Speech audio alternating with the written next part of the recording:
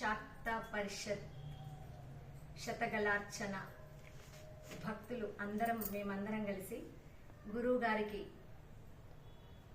అడగడం జరిగింది. అయ్యా మాకు గురు పౌర్ణమ సెలబ్రేట్ చేసుకోవడానికి అవకాశం కల్పించండి. మేమన్న తడుగానే అయ్యగారు మాకు పర్మిషన్ ఇచ్చారు.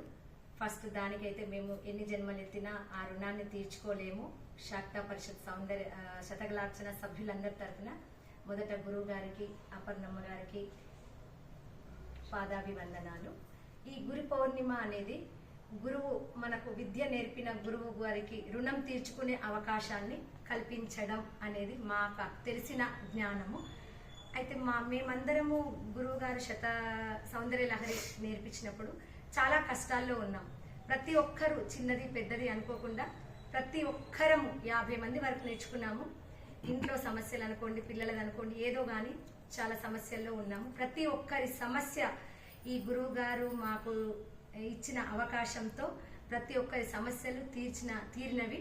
అది వాళ్ళందరూ వాళ్ళ నోటి గుండా గురువు గారికి చెప్పడం జరిగింది. అది అందులో ఎంత అర్థం ఉంది, ఎంత భావం ఉంది, అయ్యగారు మాకు ఎంత శ్రద్ధతో, ఎంత భక్తితో, ఎంత ప్రేమతో నేర్పించినారు అనేది నిదర్శనానికి మా అందరి కష్టాలు దూరమైనందుకు గురువుగారికి సదా పాదాభివందనాలు. ఇంత మంచి అవకాశాన్ని మా అందరికీ ఇచ్చి మా ఇంట్లో అవకాశం నాకు మా గురువుగారు కల్పించినందుకు ఇది ఫస్ట్. నేను గురువుగారికి ఎన్ని జన్మలు ఎత్తినా ఈ రుణాన్ని మాత్రం తీర్చుకోలేను. అదైతే మళ్ళీ మా వాళ్ళందరూ కూడా పెట్టుకోగానే అక్క వస్తామని ప్రతి దాంట్లో వాళ్ళందరి సహకారము, సహాయత, అన్ని ప్రేమ, అనురాగము ప్రతి దాంట్లో ఉంటుంది. ఇది నాకు వాళ్ళ తరఫున ప్రతిసారి అందించాలి.